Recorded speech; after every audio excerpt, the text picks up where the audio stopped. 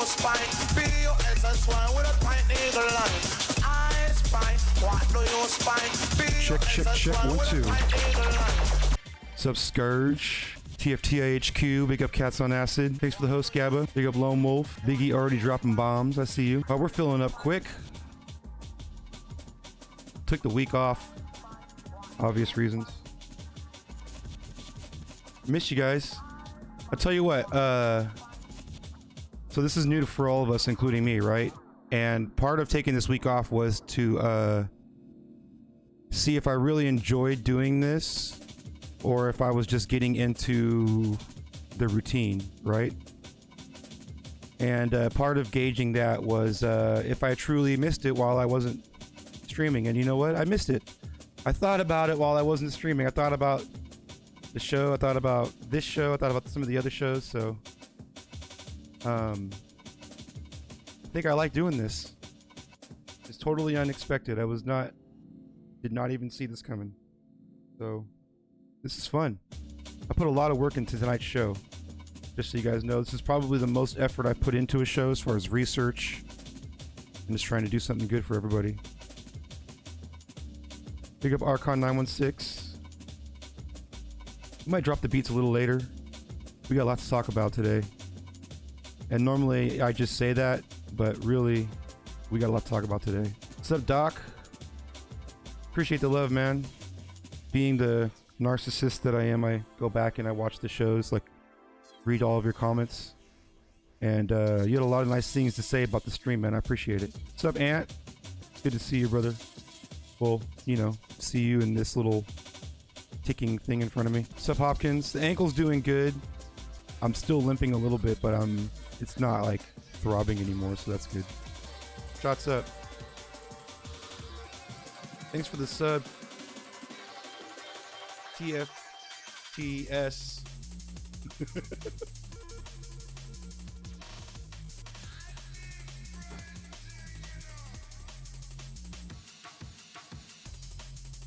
Ankles are stupid.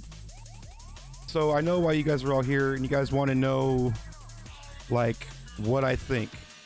So before I even get started, I'm going to give you the TLDR for this whole thing. What's the move? The move is sit tight and don't do anything that you're not already doing. That's the move right now, okay? And I'll explain why for the next however long it takes. Just sit tight. Keep doing what you're doing. Right? Roll joints, not ankles. You ain't lying, man. Let's get to the party. What's happening, guys? Look at that. We got a full room already. Love it.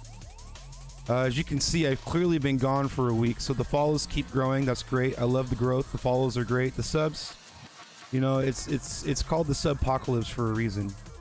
You come in strong, and then it kind of drops a little bit, and then it just kind of slowly starts building itself back up. I've been dancing around 300. That seems to be where I'm at right now. We're at 256, so hopefully by the end of this weekend we'll be back up to 300. Of course, the 3 shots for 300 cam girl play is still up for grabs. Cloud Skipper called it out. I said that from the beginning with this chat, with this streaming shit. I was like, this is straight up OnlyFans. But I keep my shirt on. Unless you pay me enough, I'll take my shirt off. Yo, Gabe, thank you so much for the tier 1 sub. That's 3 months. That means that you get in for free. You keep it up. I'm going to throw 2 parties when we're all safely allowed to do it. And if you are a subscriber for 3 months or longer, you will get in for free at these parties. 916 Junglist, if you're not familiar, we've been throwing drum and bass events in Sacramento since 1998. We've never stopped. Biggie, the hype master, kiss the ring, respect the man. This guy has cheered more bits than anybody. How many? Oh, we're on the hype train already. Level 2. Look at us go. Keep it hype. Top Worldwide is dope. Thank you for the follow. Brian Hawk, thank you for the follow. Chuckles333, appreciate the follow. Yeah, if you did the Amazon Prime sub, that's a renew thing, so you gotta hit the renew button. It's a little bit easier than the first time. Man, explaining the Amazon Prime sub thing to people that don't use Amazon, that's a pain in the ass. Who's going through that right now? It's not easy to do because you gotta go to twitchprime.com and log in with your Amazon Prime account, and then they gotta go back over to Twitch and subscribe. Yo, Big Rob, thank you so much for the tier 1. 2 months in that place. Love it. DJ Circle Entertainment doing big things. Who's opening back up? Sacramento, Roseville's damn near open. I'm scared of that because I don't understand it, but I'm seeing bars opening. Is any DJs planning on having a bar gig this weekend?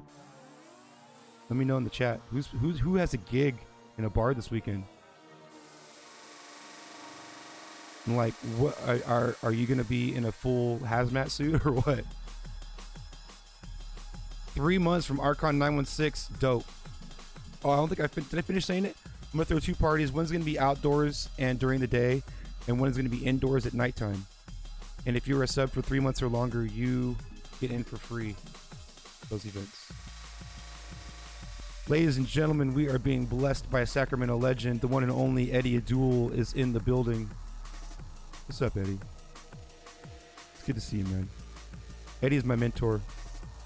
First thing I want to do is I want to explain what exactly happened at Twitch, because there's been a lot of different explanations of what happened on Twitch, and a lot of them have been very inaccurate.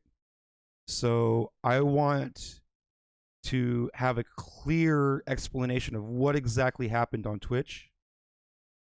And I think that I am not the person to do that.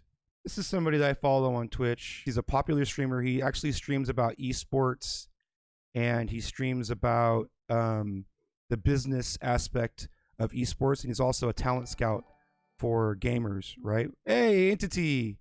Thanks for the raid, bro. Numero uno, 916 Junglist in the place. Entity and I have been doing the 916 Junglist show forever, and appreciate the raid. How was your stream, man? What did you guys play? All right, so let's go over what actually happened, you guys. This is Devin Nash. You can follow him on where is he at?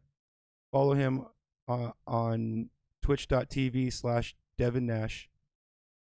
I'm literally playing his content right now, so that's my due diligence, is to make sure that you follow this guy, because this is a great resource for information on this stuff. So let's hear his explanation on exactly what happened at Twitch. What happened on Twitch over the last couple of days, over this weekend, was, I believe there was 2 songs, but let's just say it was 2 to 5 songs, were flagged by an automatic bot that went through all streamers, and I think it was all major streamers' clips. Okay, first of all, I love that he uses Notepad and that he's literally spelling it. He's literally spelling it out for people right now. Like, this guy is so frustrated with answering this question that this is the format that he's adopted. He has to literally spell it out for people. So people above a certain viewer count. And then issued automatic DMCA strikes to Twitch. Okay?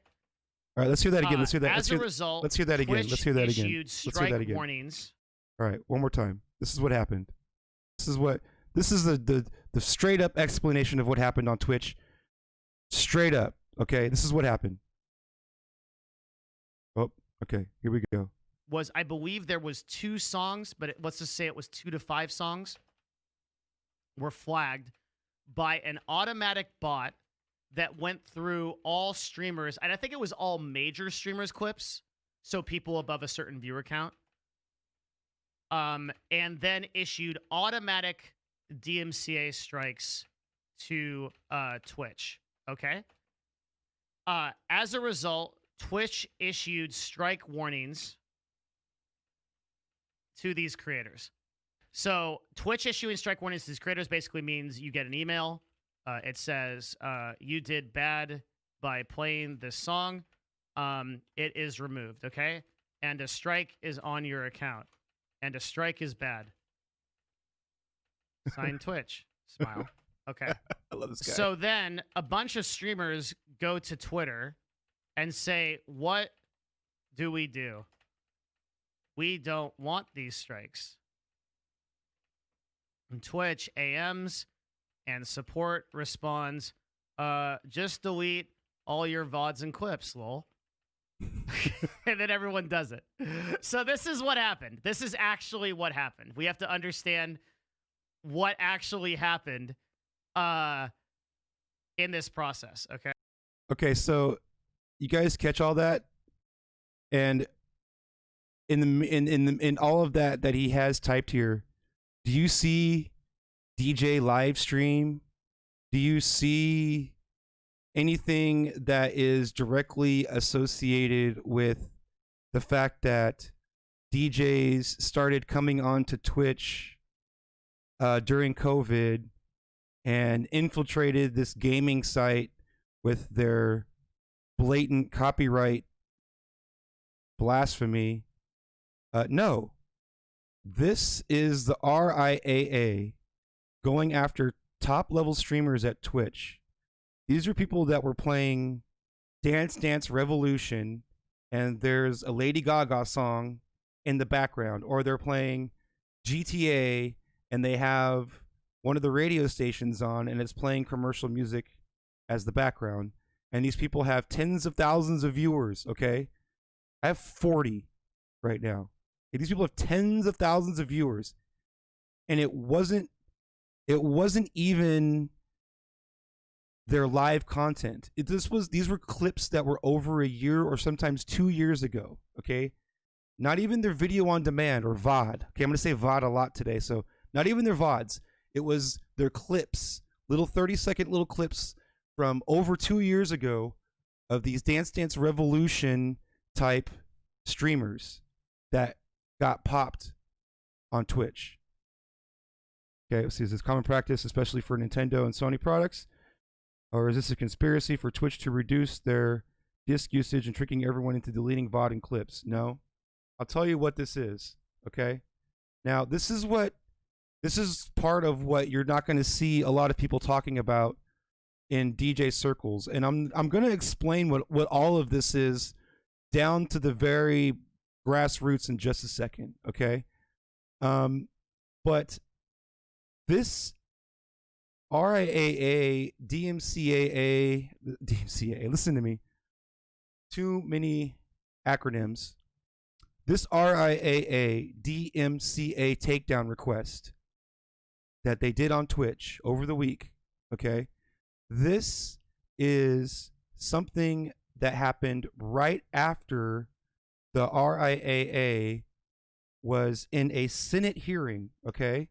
They were in a Senate hearing and they were talking about safe harbor laws and how the system is broken, okay? This happened on the Friday, June 5th, before all of this happened, all right? So right now, the RIAA and the Senate agree that the DMCA system is not working correctly, that it needs an update, that there hasn't been a major re-update since 2016, and honestly, a lot of things are still the same since 1998 when it first started, okay? So this is a political play by the RIAA to show how major sites are using DMCA as a way to be negligent towards artists who deserve royalties for things like music playing on somebody's Twitch video, and you know, Drake isn't getting his cut. So it has nothing to do with DJs coming to Twitch and ruining it for everybody, okay? In fact, DJs weren't even involved with this RIAA there were no DJs in this RIAA takedown. These were all popular streamers who have tens of thousands of views, and clips were generating revenue, and the RIAA wanted some of that piece of pie, okay? and on top of it, they want to rewrite the safe harbor laws, and I'll explain what safe harbor laws are. They want to rewrite the safe harbor laws, and they want to make these sites more liable for the content that they're putting onto their sites, and they ultimately want more money for artists and more money for labels. Okay? So that's why this happened. All right? That's what happened, and that's why this happened. It's not because of your DJ stream playing rap music. It's not because you were playing stuff that is able to be taken down by a DMCA claim. Okay? Now I see this chat's talking about fair use. I see a lot of stuff. So some of you guys know your shit. Okay? But GTA, lots of stream. You can see GTA is a prime example of what the type of gamers that got taken down. And also, let me make another point too. There's a rumor going around that it makes it sound like Twitch just wants to ban users.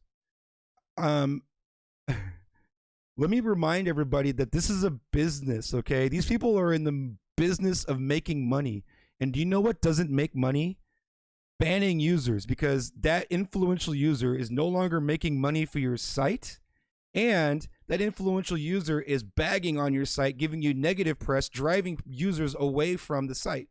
They don't want to ban users. They especially don't want to ban high influential people who are profiting from the Twitch business model.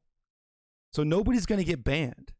Nobody's in, and the idea of Twitch just wanting to just drop the hammer on DJs is completely false. Twitch loves your money. Here's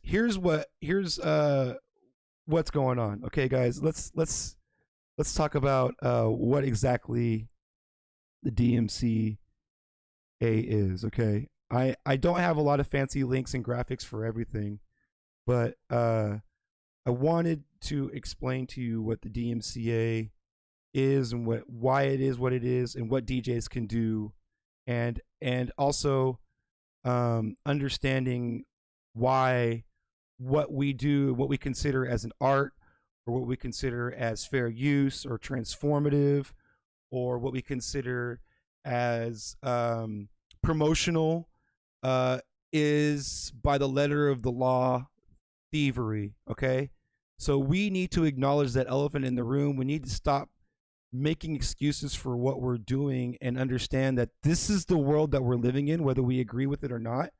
And this is what we need to do in order. This is what we need to acknowledge in order to make the next step forward in presenting our art legally. I know as well as everybody else. I mean, most everybody. I hope we're not stealing music.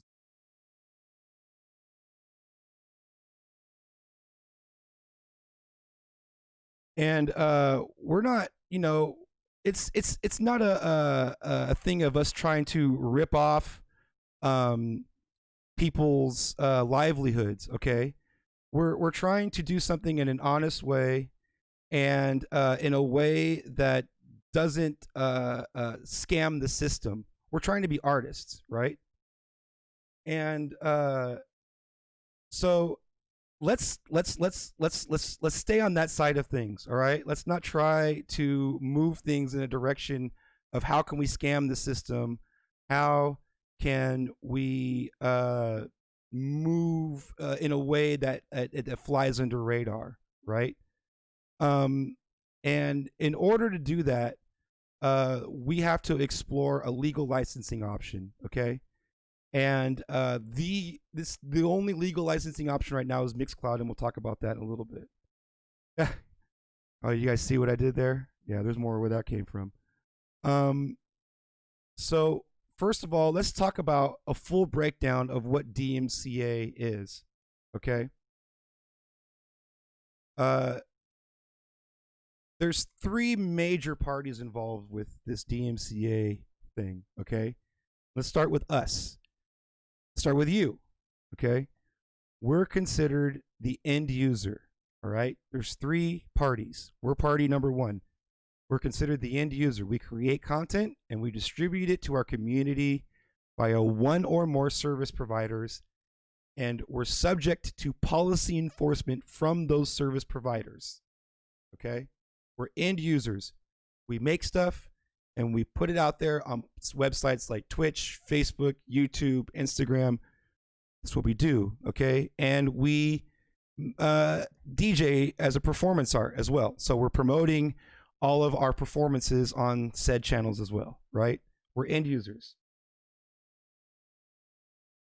There's second party of three is the service provider. The service provider provides the content distribution service to end users and is liable to punishment under the DMCA and must maintain due diligence under the safe harbor immunity. I'm sure I lost a few of you.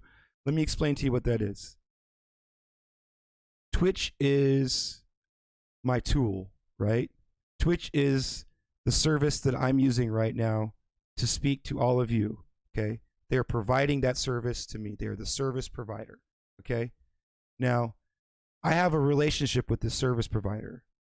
The service provider says, hey, I'm gonna let you do what you want. I'm gonna let you play music. I'm gonna let you play video games. I'm gonna let you say what you want to say. I'm gonna let you do what you want within our safe for work guidelines. Keep your shirt on. In turn, you have to promise that everything that you do,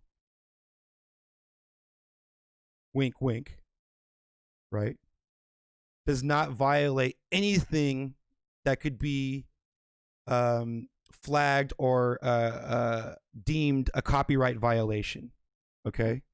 Because that would make the rights holders very upset. So you have the end user, you have the service provider, they're providing a service to the end user, and they're liable. They're saying, hey, we're going to let you do this, but you have to promise us that you're not going to do anything that can get us in trouble. Now, that sounds like the service provider has a lot of risk, but there is something that gives the service provider a little bit of freedom, and that's called safe harbor. And the way that safe harbor works is the third party, the rights holder, the person who owns the rights to the stuff we're talking about, the label, the person who owns Bart Simpson, if you have Bart Simpson on your screen, the person who owns the Major League Baseball logo that you can't see on my hat, the microphone that's in front of you right now. All that stuff is stuff that has a copyright, okay? And they are the rights holders to that. The rights holders are the ones who own that right, okay? Service providers could get very screwed by those rights holders if they break the law. And their safe haven is something called a safe harbor immunity. And what that is rights holders have the ability to say, hey, this person on your site, this end user on your site is using stuff that is mine without my permission. I want you to take that down. And it is up to the service provider to say, hey, no problem. No problem. You're the rights holder. We're going to go ahead and we're going to take that down. And please don't sue us, right? We're going to take that down in a timely manner and a rapid manner, I think is the actual word of the law. And if this person keeps doing that as a repeat infringement, we have a punishment policy in place that will eventually lead in the permanent banning of that user so they can never ever produce content on our site again, because we don't want you to sue us. So please don't sue us. We have all of this in place. Okay. Let me catch up with the chat. I've been talking a lot. You guys with me so far? So those are the three parties involved with the DMCA: the end user, the service provider, and the rights holders. And I say holders plural because I make it sound like it's a single entity, but it's actually several parties within the rights holders that have a say-so on that side of things. So here's what happens, okay? We got copyright. Copyright is a type of intellectual property that gives its owner exclusive rights to make copies of creative work, usually for a limited time. Creative work may be literary, artistic, educational, or musical form. Copyright is everything, okay? Everything. The font in the screen on your up in the upper left-hand corner of your screen, that has a trademark. There's a copyright on that. Okay? Like I was saying, the headphones that I'm wearing, there's a Sony logo that has a copyright on it. Okay? So you got to understand that even though, yes, we are technically breaking copyright law, we're also breaking and everybody is breaking copyright law in so many other ways. Okay? Music is not the only art getting screwed in this medium. Screwed by their definition. Okay? Yo, Epic, just tune in. Just tune in. Everything has a copyright, okay? And in fact, let's look at, since we're hanging on to Devin Nash's content for right now, I have other content too, but since we're hanging on to Devin Nash's content, let's look at Devin Nash and his impersonation of a 100% copyright-free type of broadcast. If we were to actually follow the letter of the law and do a 100% copyright-free broadcast, you have to play the percentages. Like, okay, here's what we're gonna do. Okay, like, fuck. All right, I'm gonna run a non-copyrighted stream. Fuck, I can't use Excel because it's owned by fucking Microsoft. They can copyright me. Okay, let's go to this background. Fuck, I got this background off of Google. God damn it. I can't. I'm sorry, guys. Don't DMCA me. Hold on. Okay. Okay. All right. Okay. Fuck. What? Okay. I'm gone now. Okay. You can't. Oh, but my voice. Okay. Hold on. We gotta change this so that we're protected off of this. Okay. Oh, but the color black. Probably someone fucking owns that. I don't know who. Okay. Well, we can't do that either. I just like. Okay. This chair is a Herman Miller.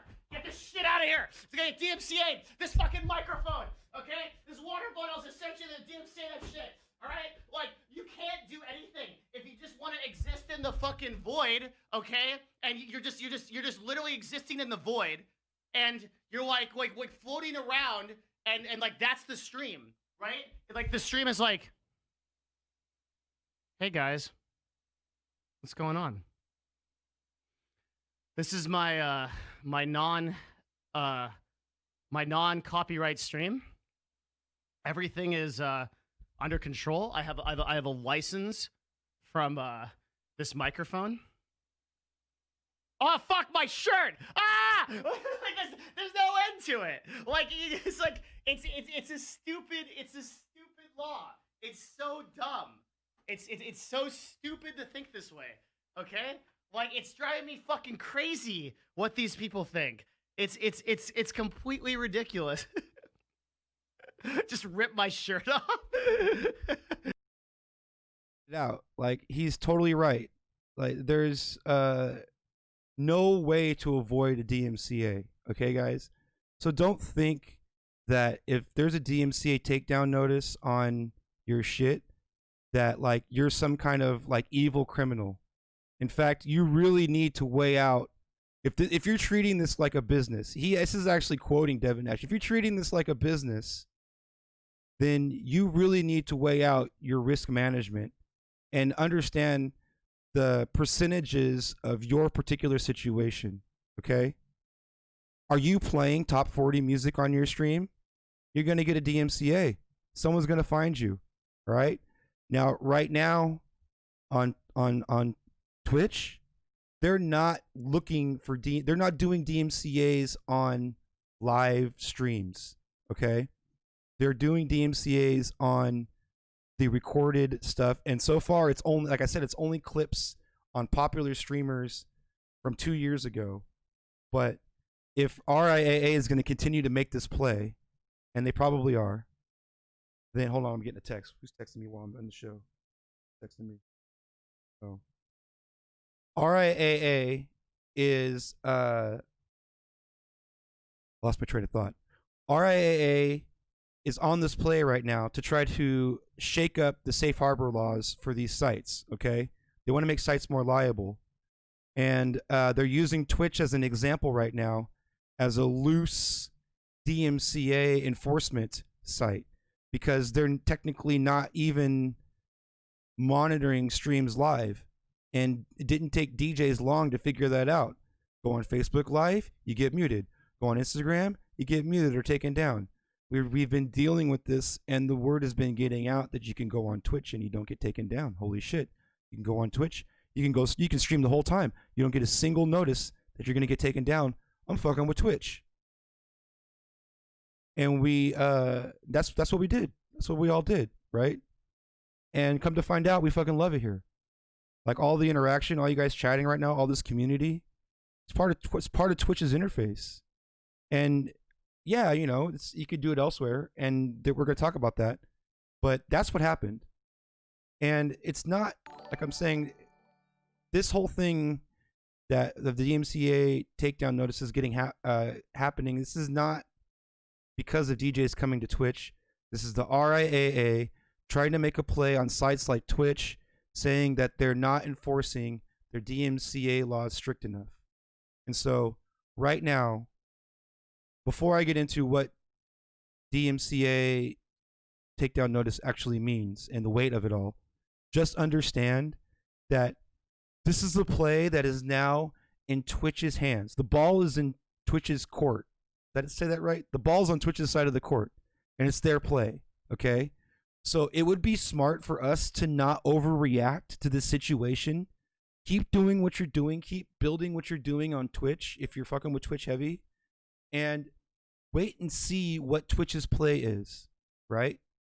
If Twitch's play is to try and work in a way that Mixcloud is doing, so that they are working with all of the complicated licensing involved with actually being able to legally stream music live, then that's great. We're here. We're at Twitch. We built it up. We're good to go, right?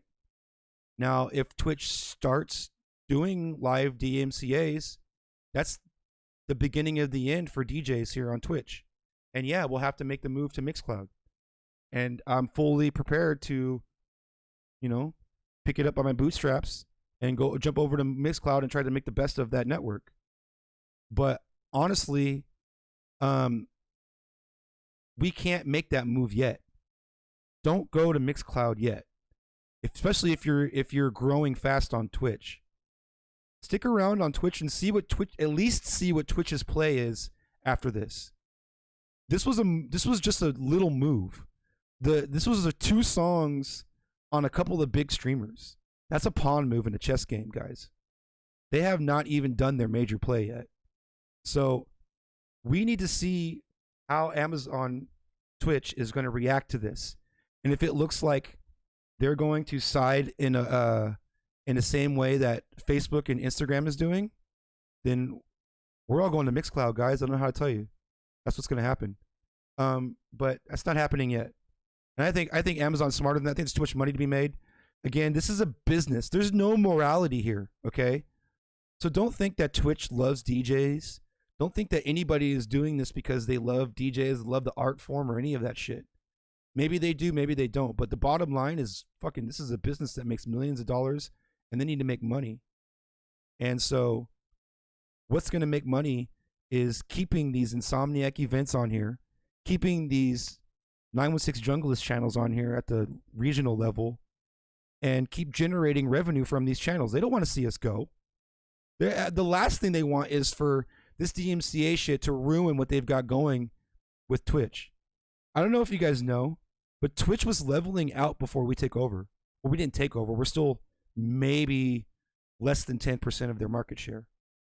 But if you look at streams from 2018 from popular gamers, they're all bitching about Twitch being oversaturated with creators and how it's not as good as it used. They sound like DJs coming from vinyl. They sound like DJs who are stuck in the old days and like to keep talking about it. Old hip hop heads that haven't left 94, 93. It's that type of mentality where like these old streamers Like, oh, it's not like it used to be the good old days. It's so much saturated and anybody can do it now. And it used to be so much harder. Blah, blah, blah. Like all the same arguments. So just know that Twitch wants your business. They want us. They want DJs. I didn't say fuck vinyl DJs. You know what I mean. You know what I mean. But Twitch wants these, wants us, guys. All right. And if they don't, they'll make it clear by doing live DMCA takedowns. No, you got to remember, this is not just DJs. Like I was saying, this is going to be like Grand Theft Auto streamers. This is going to be people who were known for playing certain types of music in the in-between session of their games. This is going to be people that do Dance Dance Revolution and whatever the new one is, Just Dance. This is going to be all those people too. This is going to be all the games like NBA, 2K, I think, licenses music. Games that license music for gameplay but not for rebroadcast are all subject to this, guys. So Twitch is, that's a bigger market share than DJs. So they're taking this very seriously, and I'm curious to know how they do it.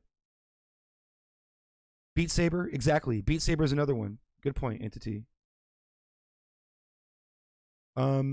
So what is a DMCA takedown notice? And what is a DMCA takedown notice? Is it the same thing as a copyright strike? And what is happening to you when you get muted on, say, Instagram or Facebook? Or what is happening when your archive on Twitch gets muted? What does this DMCA thing mean? So, like I was saying earlier, there's those three parties. You've got the end user, you've got the service provider, and you've got the rights holders, okay? Now, what happens is the rights holders are pissed off at the service provider because the end user is out there playing their shit without their permission. So the rights holders, I'm going to keep saying it plural, the rights holders submit a DMCA claim, or somebody representing the rights holders submits a DMCA claim, and then the burden is on the service provider to respond. So the service provider responds by penalizing the end user and removing the content, okay? Now, this seems all well and good, except I don't know if you guys remember the big DMCA thing that happened on YouTube damn near 10 years ago. YouTube went through this. I don't know if you guys know that.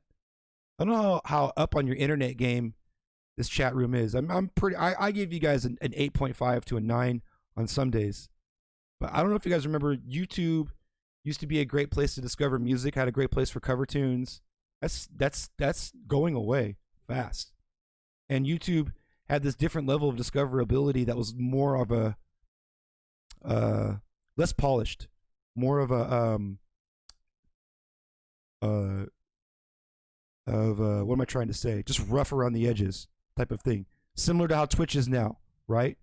And then YouTube got smashed with all the DMCAs, and people's channels that were making money off of stuff they shouldn't were getting demonetized or taken down, or bans were happening. And YouTube responded with this.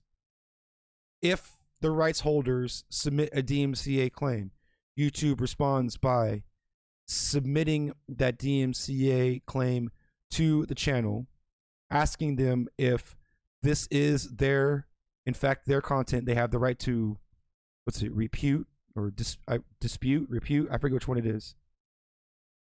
And then, depending on your answer, there is the outcome. And if you do choose to repute or dispute, if you say fuck that, this is free use, fair use, transformative, or I own this shit. If you say no, don't take me down, then the burden of proof is on the rights holders to show that this is in fact theirs. And that doesn't happen until that step. And the reason I say that, I'm sure I lost a few of you guys, but right now we're getting into the black belt, so I hope you got your notepads out, and I'll post these notes in the description of the YouTube once it posts up. So what if you dispute it? So the burden of proof of proving that they are who they are, that they are the rights holders, does not happen until after the end user says, no, this is mine, or no, fuck that, you can't do that, for whatever reason. The end user says no. So the rights holder at that point has to prove themselves as the rights holders, and most of the time they can't or don't. And I say can't because there are people out there that are like, what's a good way to describe them? I don't want to say trolls, because trolls has a different meaning. They're like collection agencies. There are people out there that are like collection agencies who are combing sites for possible DMCA takedown notices and submitting these takedown notices fraudulently, representing a party, saying they're the rights holders. And if the end user doesn't dispute it, then these rights holders are getting money fraudulently. Okay? This is an illegal practice. It's very much a federal crime, but that shit really happens, and people make real money off of that shit. And the only checks and balances involved with it is the end user disputing. Really, and there's more to it, but really, it starts with the end user disputing the DMCA claims. So here's a pro tip for all you DJs out there. If you ever get a DMCA claim and it says, do you want to dispute it? Fuck yeah, you want to dispute it. Yes. The answer is always yes. And the reason is not because you actually own the music. The reason is because the person who is filing that against you might not actually be them. It might be really trying to rip off the artist. We're not trying to rip off the artist. We're trying to be creative with music and be artists ourselves and everything else I mentioned earlier, right? But these people are genuinely trying to rip off the artists by fraudulently representing themselves as a party that they are not. These are called copyright trolls, and they've been around for a decade now. Okay? So, yo, Billy Robot, what up, man?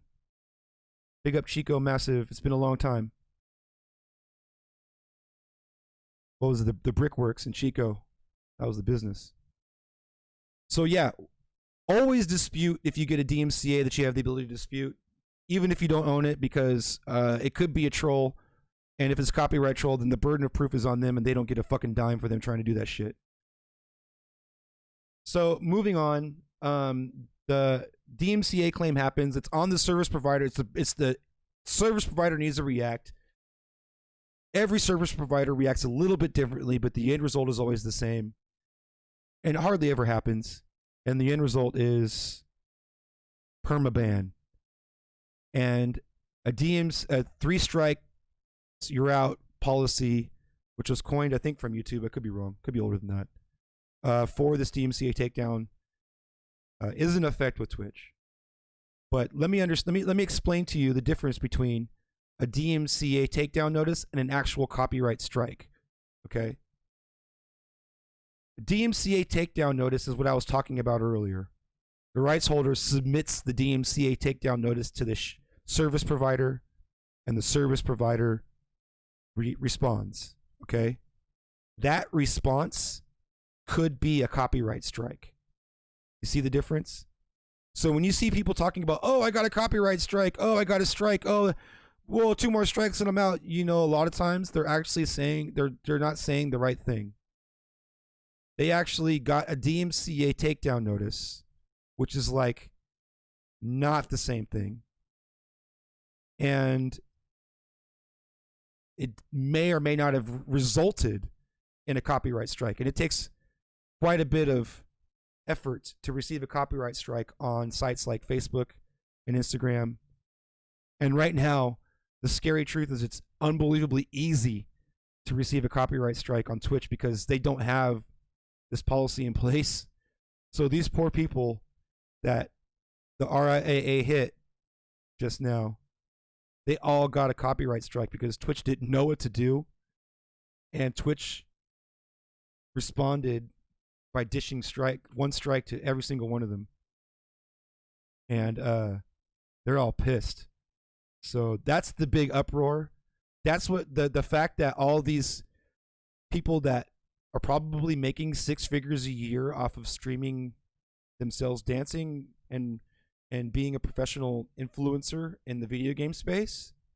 But and their game happens to have commercial music, or their broadcast happens to have commercial music. And let me add that they didn't have a way to legally license it on their own. There was no way for them to legally do it. I'm sure a lot of them, they're making enough money. If they could, they would. And without warning, no, like, hey, we're gonna, you got a DMCA, you might want to do this, or you're gonna get a strike. No, they just fucking hit them with the strike.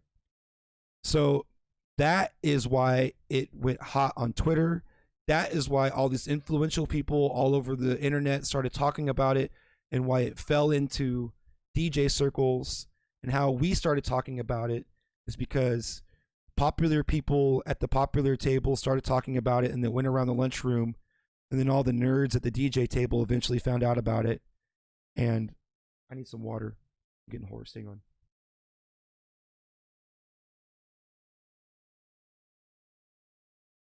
Yo, big up. Yes, I'm happy to provide closed captions. I love having accessibility to everybody. And since we're talking about it, quick plug for that app. If you are listening from a different country, I believe there is some real-time language translation available for a denomination as well, which is pretty cool. But the closed captioning is available for free all time, and it's pretty good. I'm happy with the bot. Good job, bot. Okay, moving right along. Let's see here. We got Evan probably in tow. Let me see if he's there. Evan is not there. Okay, he's still getting ready. That's fine. Some cases, altering the content of the video game constitutes terms of service violation according to the game publisher. Yeah. Now, see, here's the thing. Twitch, we all know, and this is something that we've been talking, that has been mentioned. Twitch, was about gamers at first, right? And still is really primarily about gamers. And the video game industry is like the record industry of my dreams. I wish, oh my God, I wish the record industry was the same as the video game industry when it comes to intellectual property and understanding the power of influence. Because the record industry, although they're changing and although they're adopting slowly, they seem to be late to the party for everything when it comes to how digital media is distributed, how digital media can be packaged, repackaged, and sold. And it's I'm happy that the video game industry sees it differently. And honestly, that's something that fundamentally could change. Right, we buy music, we promote it for free, and the video gamers, the game developers get that. And I'm not saying that the music industry is completely clueless to it, but they're surely behind on their business model, on being able to profit as much as they can from this culture.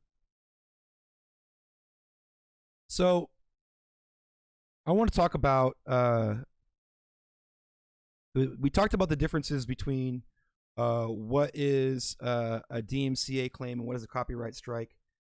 I want to talk about what's happening to you when your stream gets muted or when your video on demand gets muted, and who you should direct your anger at.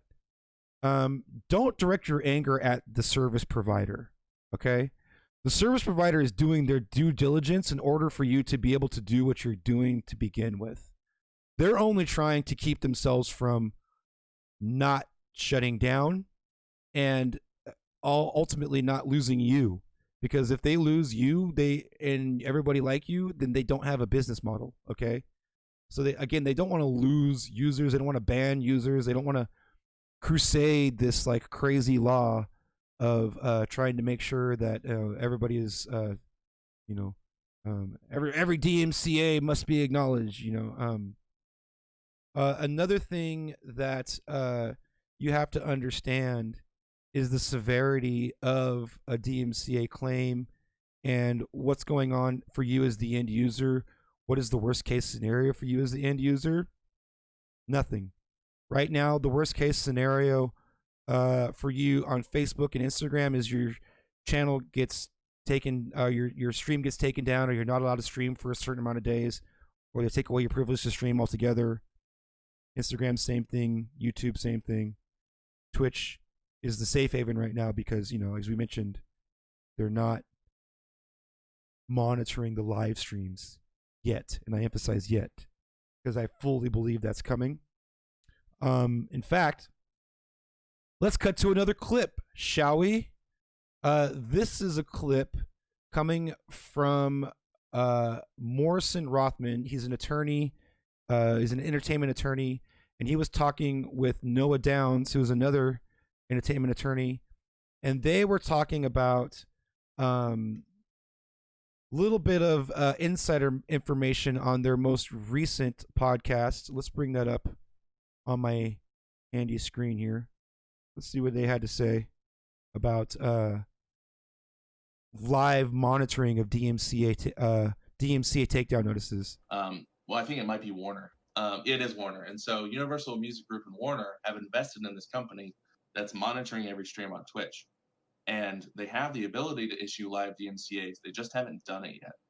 And so it's super important to note that that level of enforcement hasn't even come through yet, where you're live and you're getting taken down live for playing music. Right now, we're just seeing clips and VODs. Or I forget what the other one is. I think it might be Warner. It is. Okay, so you guys catch that? So basically, some of these majors out there might planning on unleashing the live sniffer. Okay, and so if that happens, then that's effectively going to turn Twitch into Facebook. You're going to get muted. All right. Now, some are arguing the variance in which it's likely for you to get muted. I'm going to tell you that all these people in this chat right now, most all of us are at high risk of being muted live, if not in our first stream, by our 10th stream.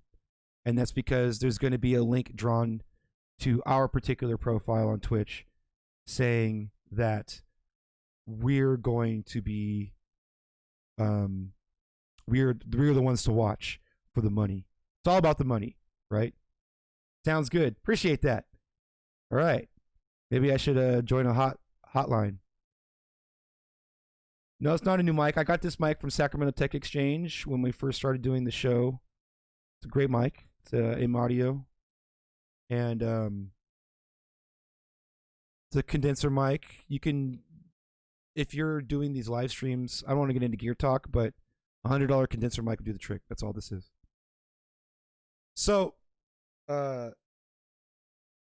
getting back on track, yes, it's very likely that live streams are going to be addressed and next, and depending on how they do it, it could hit us. You never know. They could only be going after the people that are doing these 10K, 20K streams and making that much revenue. Or maybe they're going to go after everybody. It makes sense to go after everybody because if it's a bot doing it, it takes just as long to do everybody as it does a specific few. And it'll all come at once. It won't be over time. It'll be like, boom, here it is. Everybody's getting hit hard with the heaviness, right? And if that does happen, then it is up to Twitch at that point to respond again.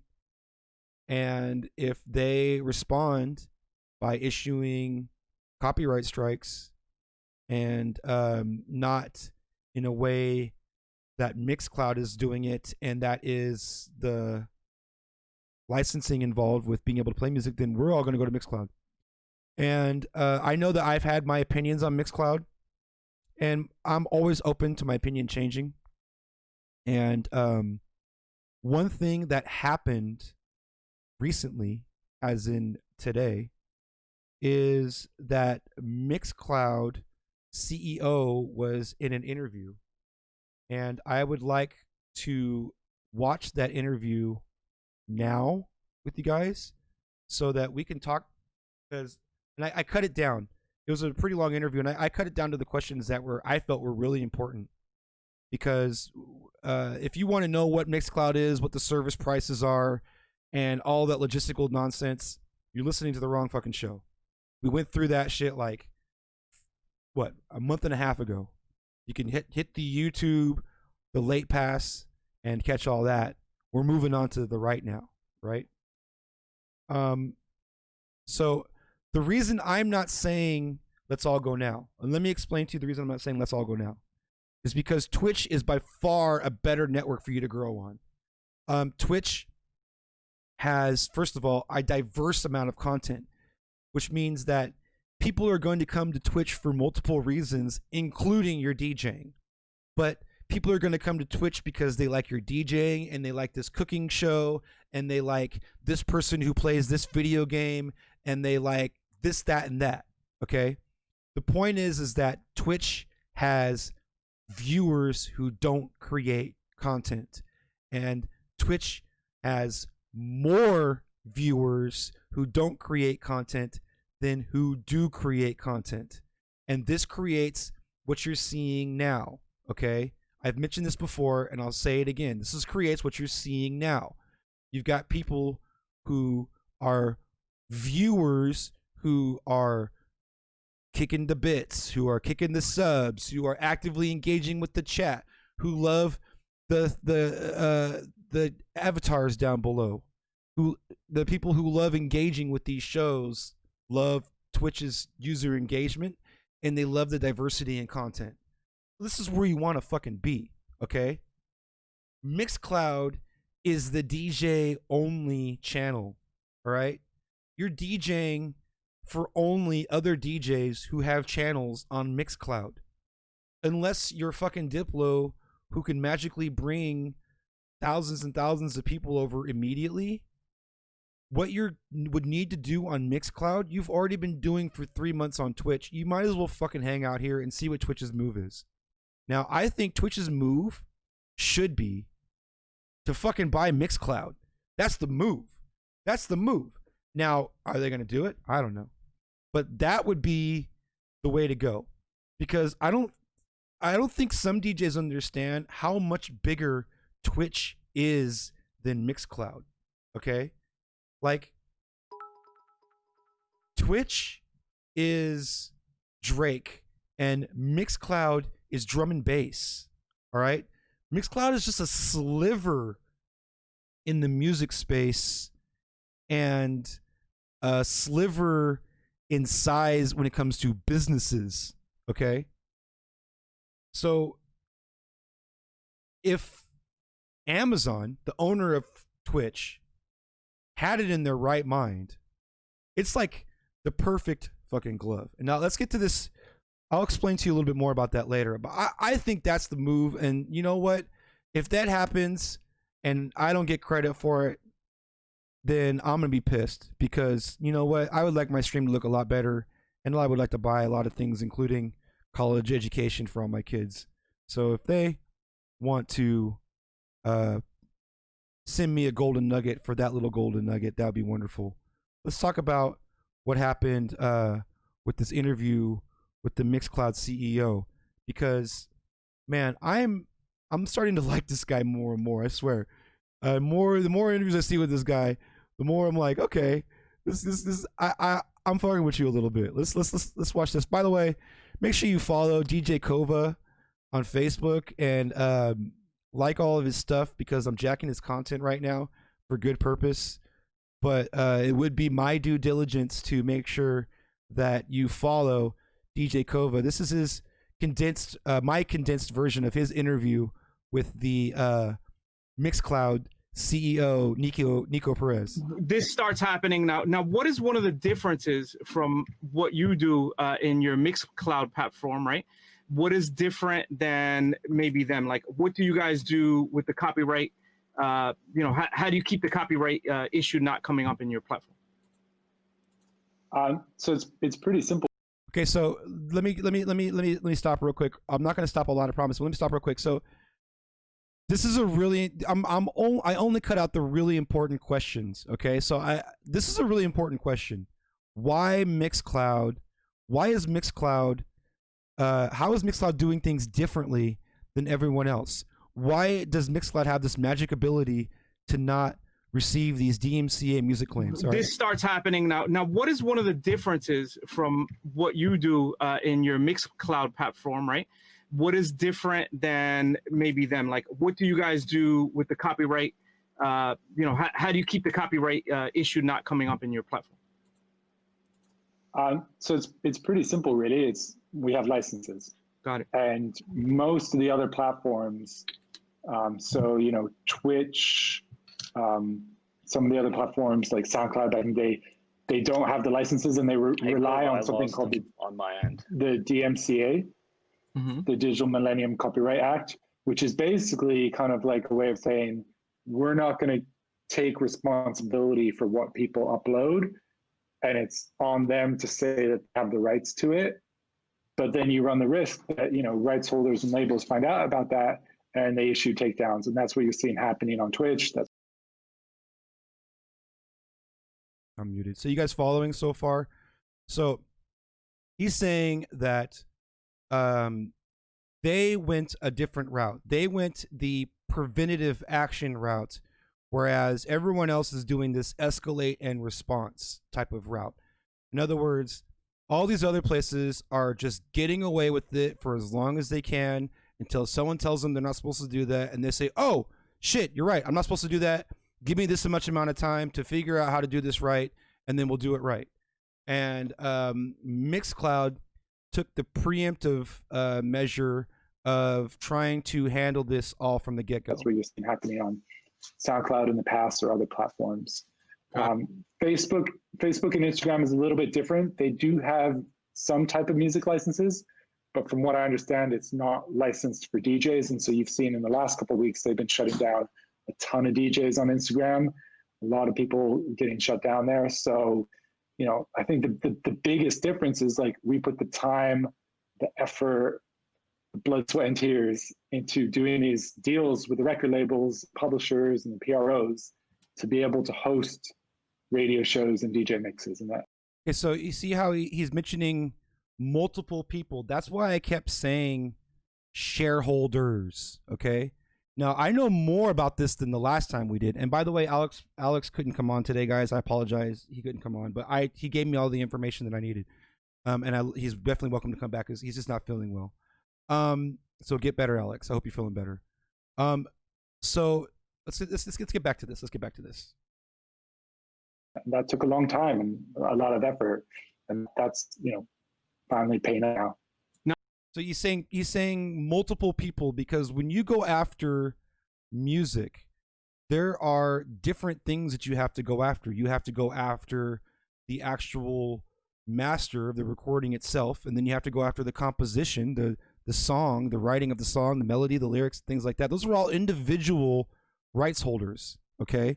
And so when you talk about licensing music, ultimately what's known as sync licensing music, putting music to your video presentation, you have to acknowledge all of these artists, okay? So that's what they went and did. And that's what all of these other companies have not done. He said it took him 3 years to do this, okay? So there's his value.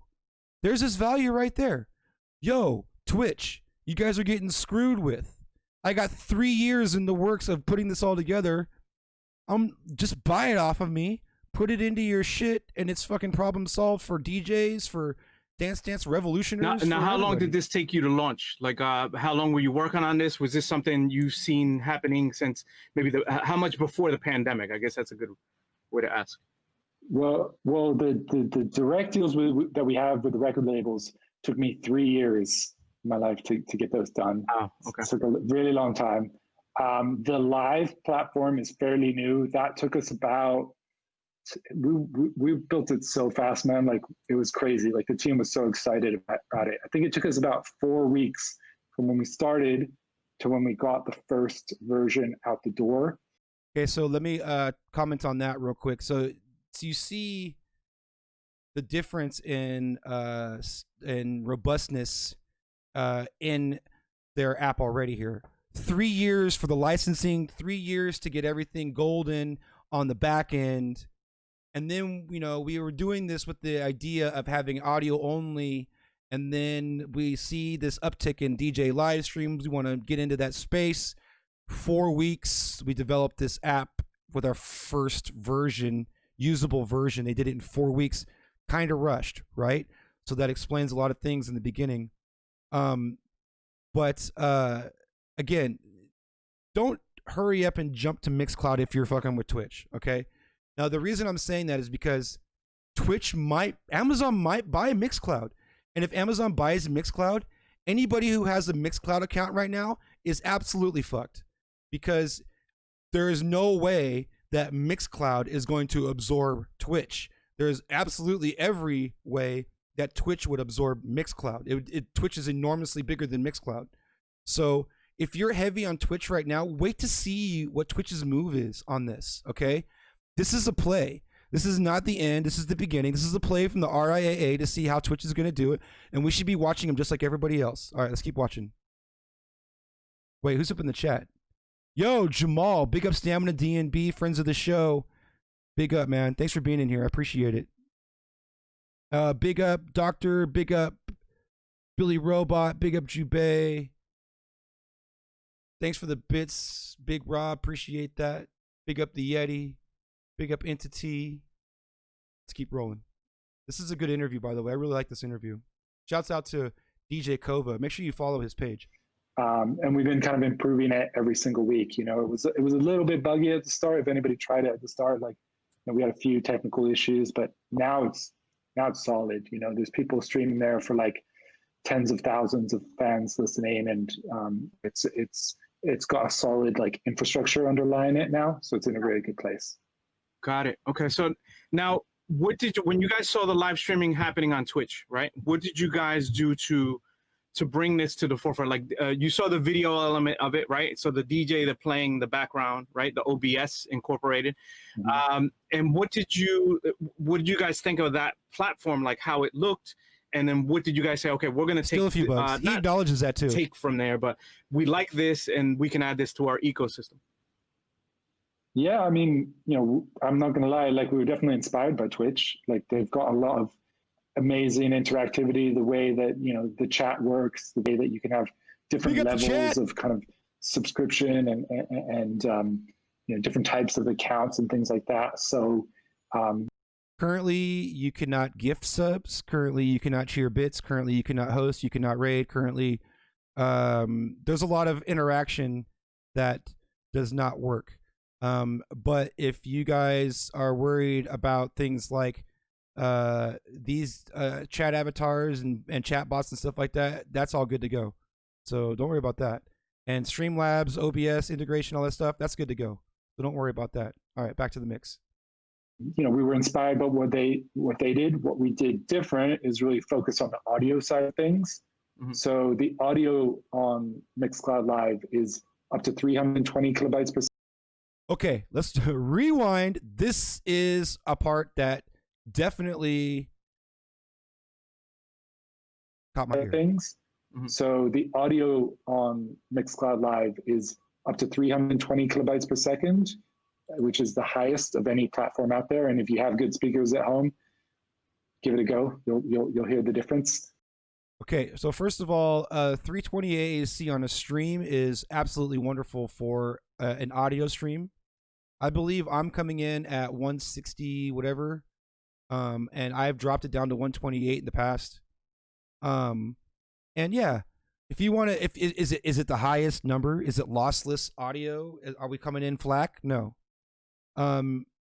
But for a DJ stream, for a live DJ stream, you can't get 320 anywhere. You can't get that on YouTube. You can't get that on Facebook, Instagram, anywhere.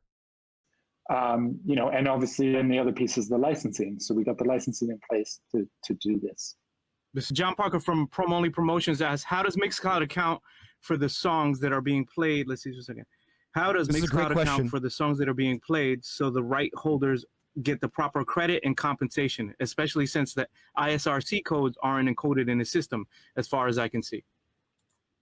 Yeah, that's a great question. So every single piece of content that gets uploaded or streamed on Mixcloud goes through what's called an audio fingerprinter. Okay. So if you guys are familiar with Shazam, that is a kind of user friend, like consumer version of an audio fingerprinter that you could just have an app on your phone. But we have like an industrial scale one that like scans thousands of mixes and radio shows every single day. That then tells us what are the songs within the mixes and radio shows. And we also track when people are listening. So if people listen to like half of your show, we know which tracks are there, and we use that to report and pay royalties on what's within the show. So it's a pretty complicated system. If anybody's familiar with like music copyright, there's the sound recording level of copyrights, there's the musical work level of copyrights. Just talking about that. There are different rights holder partners in different countries. So we have deals with labels, we have deals with publishers, we have deals with performance rights organizations like ASCAP, BMI, and Co. So, there's a lot of complexity to this area, and there's a lot of time and effort that we've put into. So for those of you who have been following along since the beginning, some of those words probably made more sense to you now than the beginning of the show. But basically, he's not kidding when he said they did a lot of work. Okay, that is no joke. Okay, that's not just like what these other sites are doing. The other site, like the site that I'm on right now, which they're probably going to strike me down for, I don't know, can they? Yes, they can, I guess, but Twitch doesn't do this, okay? Twitch is out there saying, do what you want, promise us that you're not going to do anything bad, and if somebody tells us you're doing something bad, then we're going to slap your hand, and if we have to slap your hand 3 times, we're going to close the door. That's what they're doing.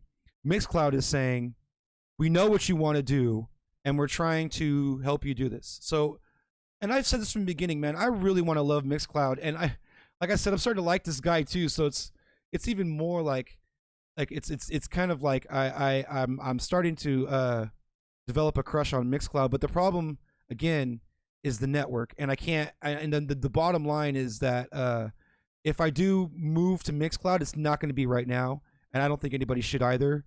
Just gotta wait to see. We don't even know what Twitch is going to do yet. We don't even know how they're going to respond yet. They might respond with a license that's just like Mixcloud's and say, we're good to go. Just pay this $10 a month fee, or it's part of your Amazon Prime. And now you're in a position where you just moved everybody from your Twitch to Mixcloud back to your Twitch or whatever you know what I mean? It's fucked up. So sit on it, guys. Don't react crazy. If you're on Mixcloud, stay on Mixcloud. If you're on Twitch, stay on Twitch. Keep building your shit, because this stream shit is awesome, and the options for us are coming. People are seeing the dollar signs. Giving a system that is integrated with all these different rights holder partners and the technology to be able to do this. One problem I have with Twitch is, we're just a thing called music and arts, or whatever the case is. So we all kind of blend into there. So if I want to watch different DJs or streamers, I don't know what I'm getting myself into when I start clicking these links. And I think, Mixcloud is something that you guys can build probably like areas of, hey, this one's dedicated to dubstep or drum and bass or bass house and hip hop and stuff like that, right? Is that something that you guys kind of like building those areas? 100%. I mean, if you think about it, like I was saying earlier, Twitch started and is predominantly vast majority of stuff it's an esports gaming platform, and they kind of like, I think they saw the music stuff and they're like, oh yeah, we should have some music stuff. But Mixcloud is first and foremost about music and built for and by DJs. So I think you can see that in the DNA of the company. You can see that in kind of what we built in the platform to date, and you'll continue to see that with what we built live. I'm not saying Twitch everything this, but like, for example, one thing I've noticed and we grew into, which was pretty cool, is at the end of our stream, when you're streaming, let's say you have 100 viewers, just okay, before we get into this next question, that I feel the fuck out of that. I don't know if you guys understand what that was about, but man, trying to discover DJs on Twitch is super hard. In fact, the best channels that I've found have been second wind from either a raid or from somebody just straight up sending a link in a different spot like Twitter or Facebook. I have a hard time discovering actual like channels and like surfing through channels in particularly in the music and performance arts, because that's everything. That's like dude playing the piano. They got that dude that plays the 24/7 accordion. That's fucking amazing and kind of looks like Turtle from Entourage. We might raid into him. And you know, I mean, you got music and performance is such a wide spectrum that there's, first of all, not a real DJ category. Second of all, there's not any kind of a genre separation.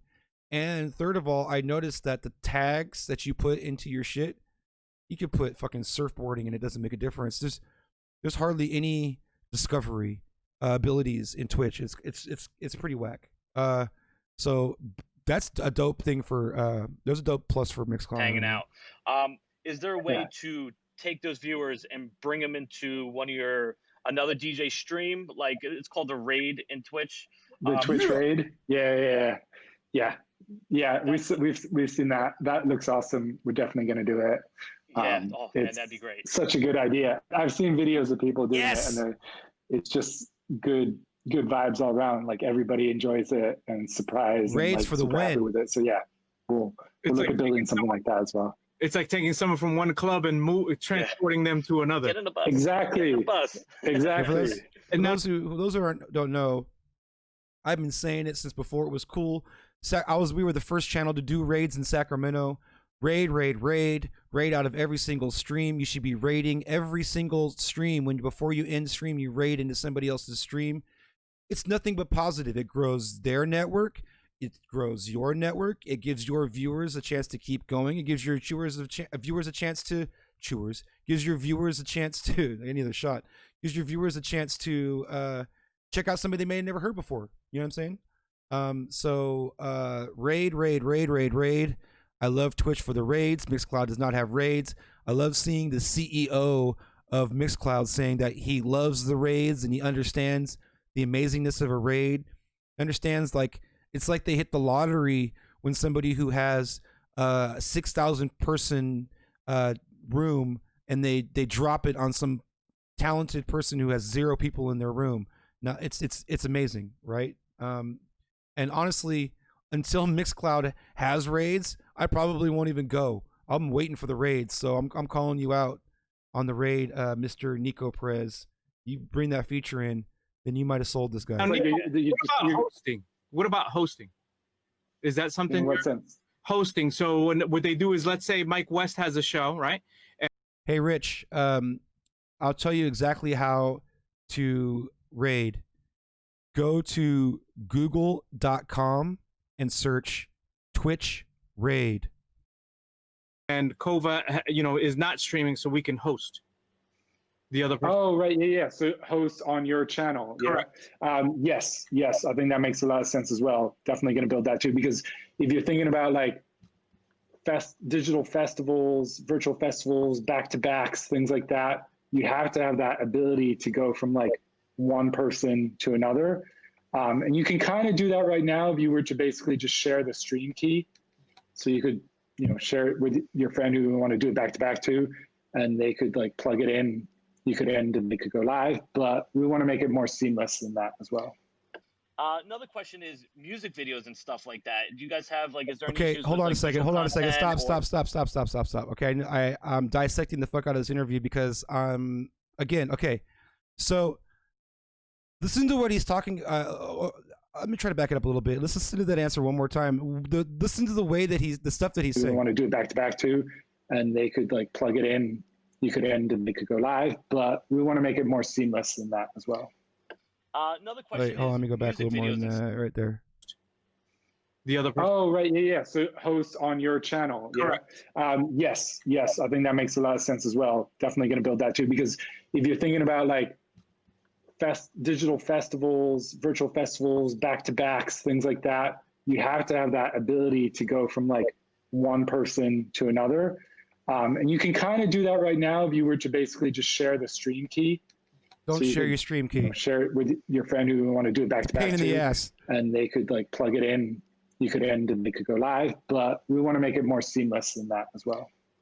Another question. Okay, so what he's talking about, which is something that I had noticed is really lacking in Twitch, and I wanted to do it immediately when I started organizing these events on Saturdays, is the ability to use a tool in the website in order to line up all of these channels in the website, and as an administrator of an event, be able to flick on this person and then make sure that this person's ready to go, and then flick on that person as the administrator of the channel, and also do it in a way that doesn't only grow a specific channel.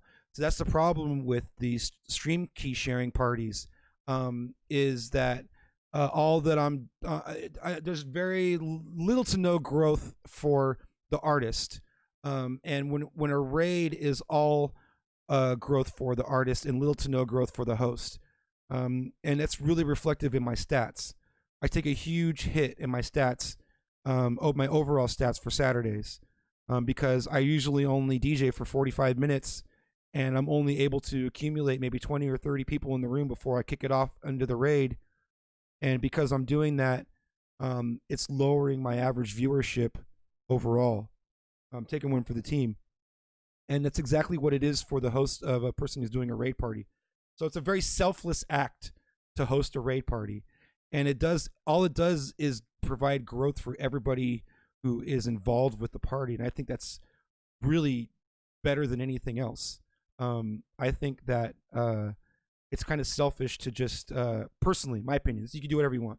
Personally, I think it would be selfish for me to throw a 916 Junglist party, have all the DJs play on the 916 Junglist channel, and all those DJs walk away with no more followers than they had to begin with, not $1 in their pocket for their time, and they provided all the growth in all of the subs. If they were doing dope in their set and someone went on a sub run or a bit run, all that goes to the channel. It doesn't go to the artist. So I think I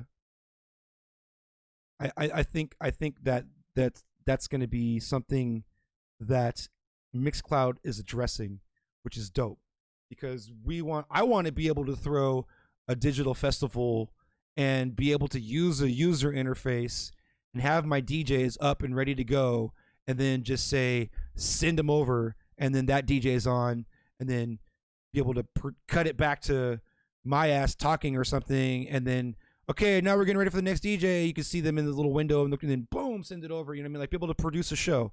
And I think that's what he's talking about here. So let's keep talking here. Let's keep rolling. What we got? Question is music videos and stuff like that. Do you guys have is there any issues with visual content, or because I've noticed I forget where it's playing, but we're getting flags for the visuals because we'll do some music videos or re-edits and stuff like that. Is there any issues with that or anything like that? Yeah, that is one thing we can't do. So we don't have licenses for music videos. So please don't play music videos. It's a separate license.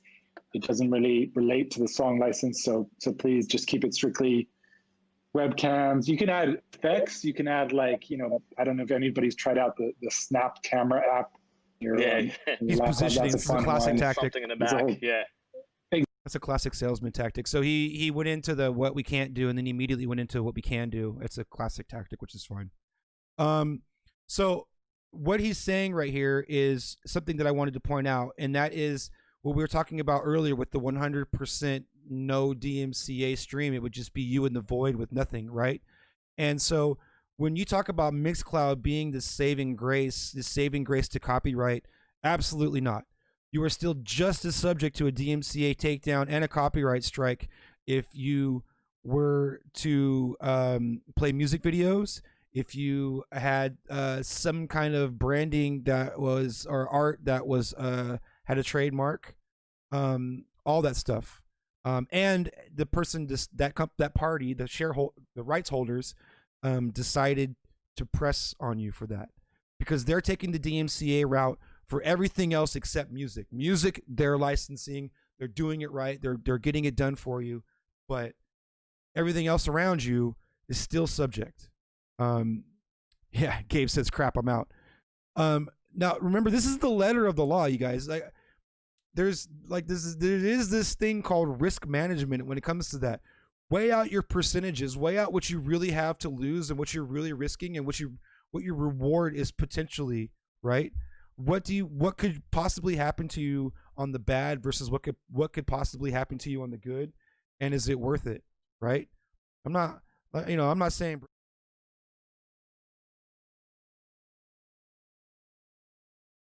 but weigh out your options and do what you got to do, and do the smart thing for your business, right? Let's keep on moving. Exactly. There's a ton of like fun apps that you can add, but not music videos. But no, Now, I mean, really I think- quickly, Nico, what is your stance? Do you think that music videos is something you guys are going to get into at a later date? I mean, once you get all the other moving parts together? Maybe. I mean, right now we're really focused on the audio bit. I think that's like what people come for. I think that's Diverting. what, is working really well right now. I never say never, but right now, like the audio is what people come for, So Gabe, I hear what you're saying, and you sound like a DJ talking about the music, and you're right. You're absolutely right. The sole purpose is to promote the music and the artist, but somebody shot that video, and there was a crew that produced that video. There was a company that produced that video. That video has a copyright, and the company that made that video doesn't want to just see their work being played without them getting paid for it. So he's you get it. It ultimately, like, it is a music audio service, a music audio platform. So that's our key focus right now. If we feel like we're doing that really, really well, maybe someday in the future we'll look at music videos. But the first focus is making a really, really good audio streaming platform. The archive feature is audio only as well, correct? Yeah, the archive feature is audio only. What? Okay, hold on. Did you guys hear that? Good audio streaming platform. The archive feature is audio only as well, correct? Yeah, the archive feature is audio only. The archive feature is audio only, guys. So there is no video on demand, and he'll explain why. But I want to make sure that you guys are clear on that. If you haven't done Twitch or Mixcloud and you're leaning towards Mixcloud, or you're not sure what you want to do, understand that if you do want a video archive of your stream, you're going to have to record it locally. So that's going to take resources. It's going to take a computer that has a strong enough processor to do it, and the hard drive space to record however many hours of 1080p, 720p, footage that you're at 320 kps audio footage. It's going to be gigabytes of information available, on top of a computer that's able to do that while rendering your stream. Okay, one machine streamer is probably not going to be able to do this and DJ at the same time, right? So he said we dump ours to YouTube and have the audio up. We're finding more plays because it's mixed. Good. So that's honestly that's what you should be doing. I think that what Jamal is doing with his archives from Mixcloud is exactly right. Take the video recording from the show, put it up on YouTube, assuming that you have rights to it, because you're going to get a DMCA claim if you put it up on YouTube. And then you can go that route. But again, it's a tricky area when it comes to actual recorded stuff versus live. And we've been dealing with that longer than live. So I'm sure you guys have already heard all this. Let's keep it rolling. And that is a very important distinction that is basically grounded in how complicated copyright is. It's once you save music and a video together and create a video on demand with the music, and so you sync the music to the video, you need what is called a sync right. And you guys familiar with sync licensing? That's how they put music on soundtracks for movies. It comes from a long time ago. That's how they were able to put. That's how they're able to put music from popular songs into like a Chevy commercial. That's all. All that money is done through sync licensing, right? Synchronization licensing is what that means. What that stands for. That's what he's talking about. And technically, that's what we're looking for, is some sort of a sync license, but it's really complicated. He explains. As a whole different type of right that you need to license, and it's very difficult because you have to go through every single song and license every single song on a song-by-song basis. and I don't have enough years of my life to license every single song that every DJ is going to play. So our licenses are blanket style licenses. We do a license with the whole record label or the whole publisher or the whole performance rights organization. It's pretty much impossible to do like individual song by song licenses. But first and foremost is about building the ecosystem, building up the live integration to the Mixcloud apps, building up the ability to do live streams for your paying subscribers only. So what I mean is like you could do like, for example, the first half of your stream for everybody, and then you could switch it to like VIP subscriber mode. That's sick. And only people who are subscribing to you will be able to stick around and enjoy the second half. So there's a lot of cool features like that are coming. And the main goal really is just to help to support the DJ community right now, because so many people are either out of work or out of income or like, not able to go and do gigs and play events. So we're trying to think of how does that world shift into the internet and shift into the digital virtual world. Scotty Butcher asks, is there any restrictions regarding visuals outside of music videos, such as Photoshop backgrounds, dancing left sharks, Bart Simpson images, and so on? So they're talking about Mike West's setup. He is a Shark nightclub. But go ahead. It's weird. It's called Shark Disco. Shark Disco. Yeah, I mean we have it has to be safe for work. Sorry. No, not safe for work stuff on the platform. Don't use like copyrighted images. So like if it's a famous photograph, please don't use that. Anything that's visual that's copyrighted is a no-go. You guys catching that? For everything else, if it's like a fun effect or if it's, your background at home or wherever you are or anything like that, that's all cool. That's all good. Whatever floats your boat, as they say here in the UK. Are you a DJ yourself, by the way? Hell yeah, man. My decks are like right there. That's what I'm talking about. There we go. That's fucking tight. There you go. Yeah, they're kind of behind the plant right there. You can't help. Oh man, you just can't help but not like this guy, dude. You can't help but not like him. And not be a DJ. Yeah, for sure, man. I mean, I'm DJ myself. I'm gonna be honest. Like, I hadn't really live streamed until we built this Mixcloud Live. But I've been doing it like every week now, and it's super fun. I really enjoy it. It's like a great way. Like I have so many friends, different countries around the world, things like that, and we've bonded over music over the years. And it's such a great way to actually reconnect with them. Just jump on like Friday night, Sunday afternoon, just spin some music and hang out. So I've been enjoying it myself. Where do you see? I know it's kind of hard to say, but where do you see Twitch going with all the issues that they're having? Okay, that's a tough question. Hang on, before we do that, good freeze frame.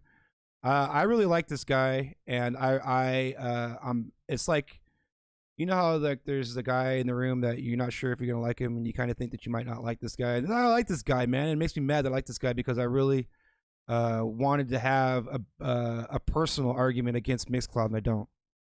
I like Mixcloud's formatting. My biggest critique on Mixcloud is just that they're green. They don't have the network. They don't have the diversity in content. They don't have the viewership. And so like right now,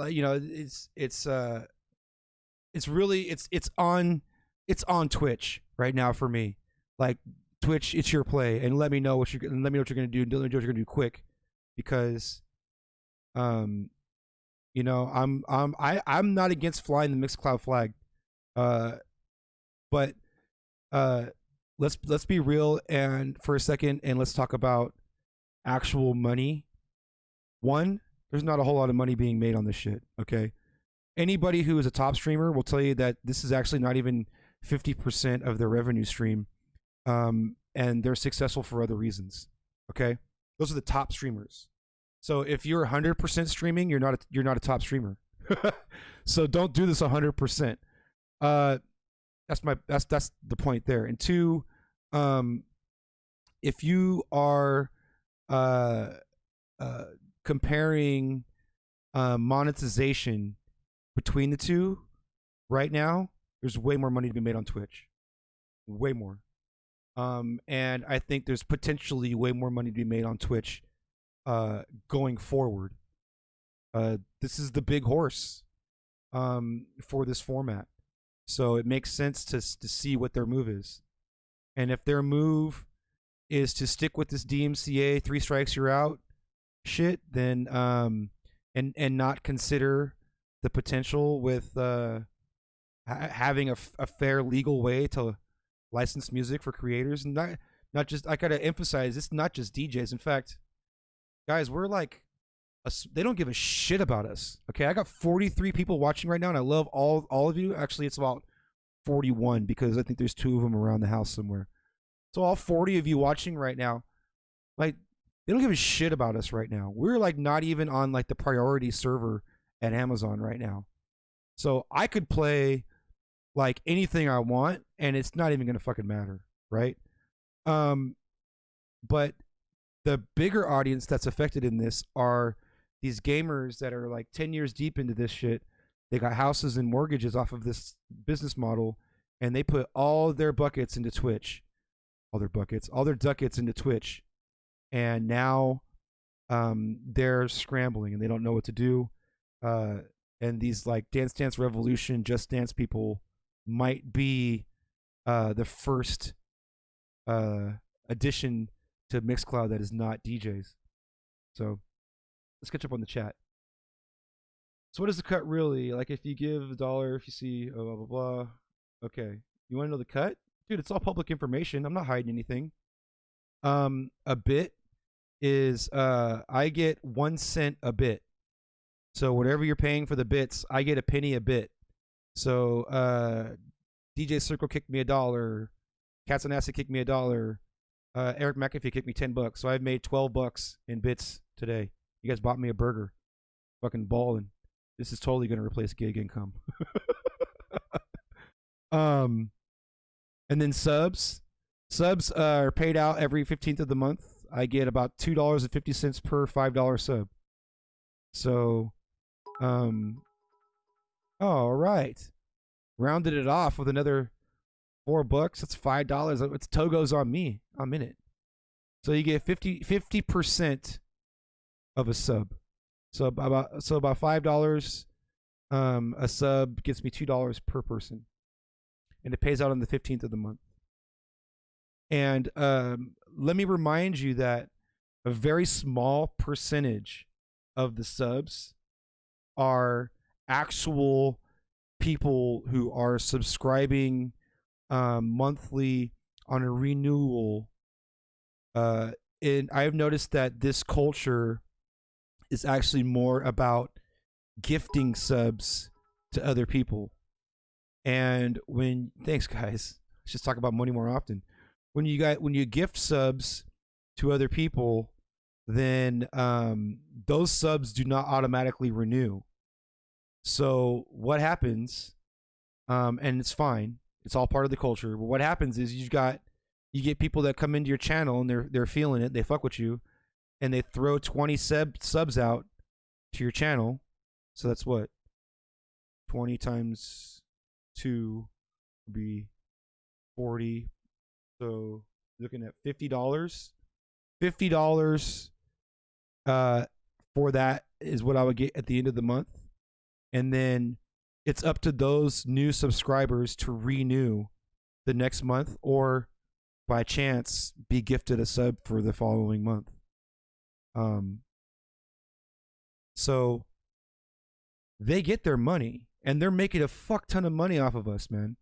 So when I say, like, you think if it sounds like they're crusading for some like big cause of taking down DJs and that they hate DJs, that couldn't be further from the 245 bits. We got a hype train going. That couldn't be further from the truth. Because by the way, Mixcloud needs a hype train. The scam train is real. Could be further from the truth, guys. They want us here. They don't want to ban anybody. They don't want to see our money go to Mixcloud. They want us here. So don't think for a second that they're quick to throw you those 3 strikes and kick you off of Twitch permanently. That's not going to happen. It'll never happen. If that happens, it would be fucking hilarious, and I'd I'd eat my own words, but it's not going to happen, guys. So don't freak out. If you're on Twitch and you're worried about shit, I would recommend disabling the clip feature. And if you're super paranoid, then don't do video on demand. I mean, it stays up for 14 days anyways. They were going after clips over a year old, whatever. But as of right now, Twitch is not monitoring your stream live like Facebook and IG. So they're not going to mute your stream. Your stream's not going to get interrupted at all. You're going to be able to do your show. So it's the... Oh, and here's another thing too. And this shit cracked me up because this was fucking hilarious. And I wanted to just reach through my phone on this one. People who were posting the screenshot of the updated terms and services. They didn't update that's exactly the same terms of service. Sorry. That's exactly the same terms of service before this shit happened, right? That was not a response. That was them just posting their existing terms of service. They did not change it to make it look like all of a sudden they hate DJs. That shit has always been worded like they don't want you fucking DJing on Twitch. It's fucking been there. I read that shit when I first signed up to Twitch and thought this is going to be a havoc. But whatever. That shit was fucking hilarious because if you let's all 40 of you watching right now, 35 of you watching right now, if you see somebody doing that, posting on the internet saying either one, DJs ruined it for gamers, or two, fucking there was a change in the terms of service that reflected negatively on DJs. Both those are fucking false. That shit is not true. The RIAA is making a political play. They're trying to change safe harbor laws, and they're using Twitch as an example. That's the truth. Nothing to do with DJs. And terms of service never fucking changed. Twitch just posted it to remind everybody that this shit's never fucking changed. Fucking hilarious. All right. So let me make sure I'm all caught up here and I'm moving in the right direction. Oh, we gotta finish Man's interview. Hold on, where's he at? There he is. Yo, Mans, what you got? All right. Nico Perez out of the UK by way of Philadelphia and Germany. Yeah, I fucking looked you up.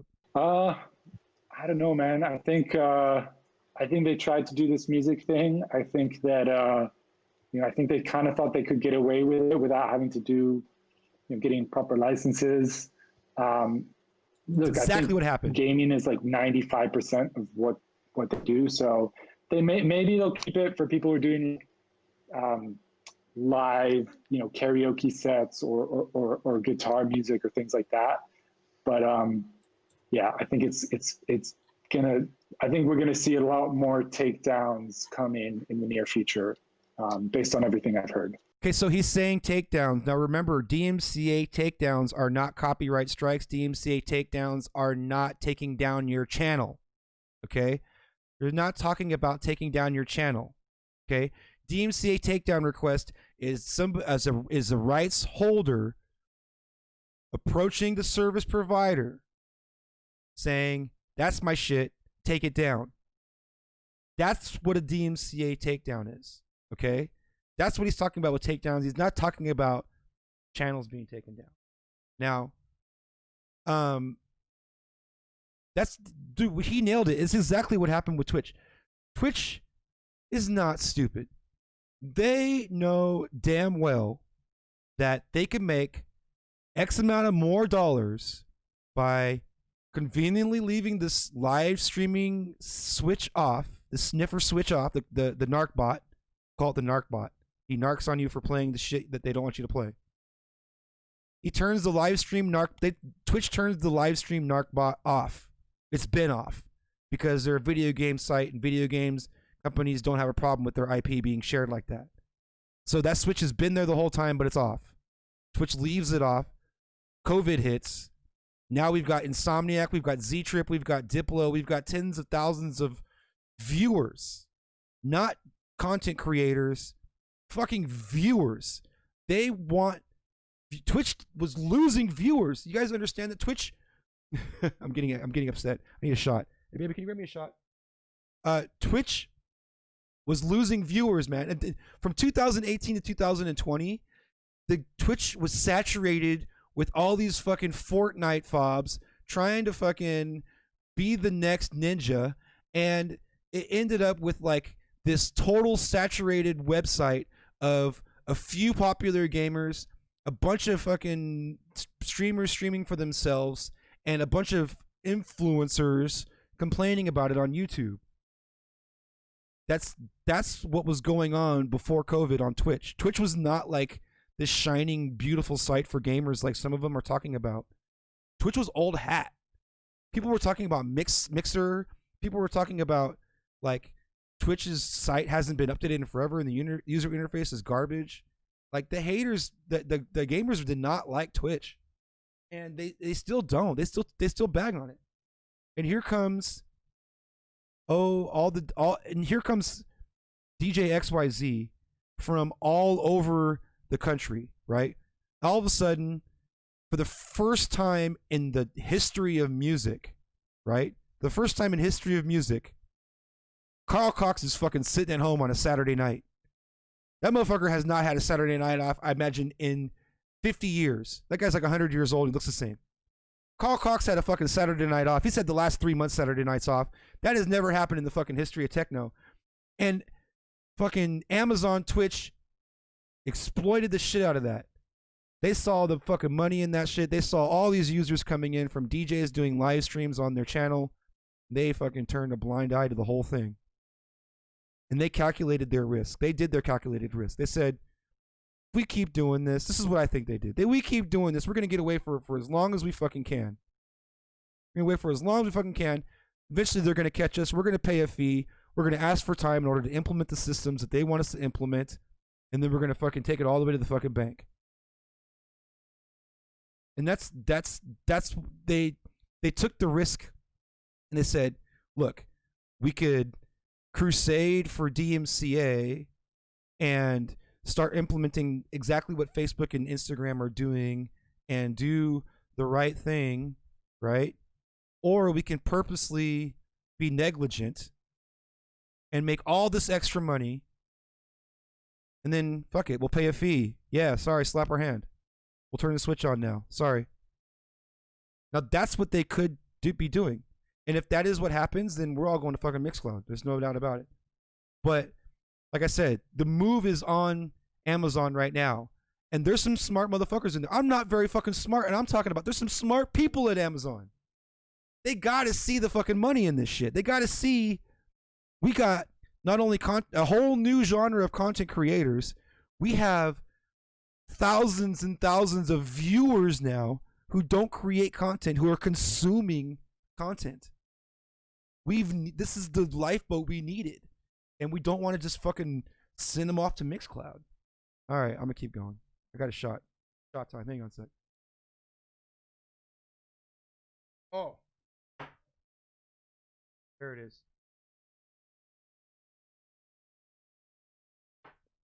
Jubei, thanks for 245 bits.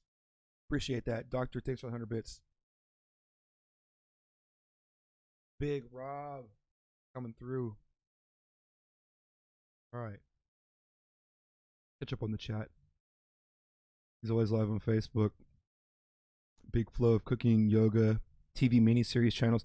Okay, so it's funny you mentioned that. Yo, those are going to be the fucking first things to go before you talk about bans. You talk about banning on Twitch. You want to talk about things that are going to get banned on Twitch. We'll get back to the CEO in a second. You want to talk about things that are getting banned on Twitch. You know what's going to get banned on Twitch?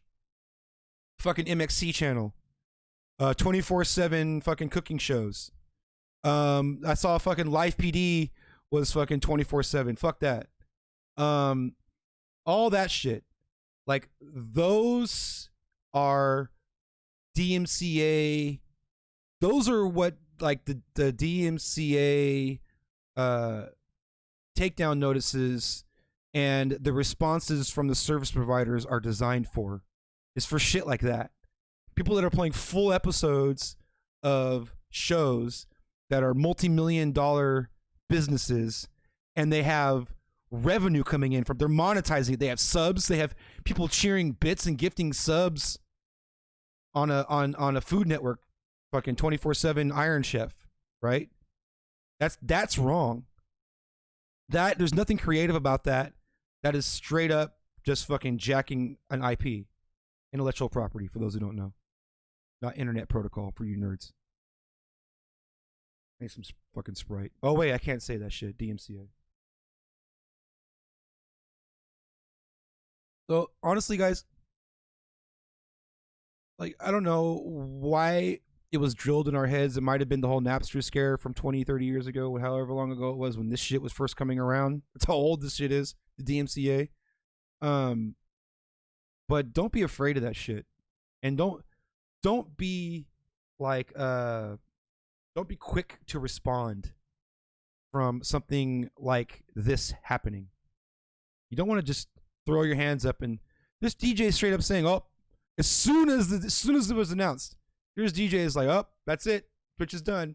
That's it. That's a wrap. Twitch is over." Like, no, it's you guys don't believe the hype.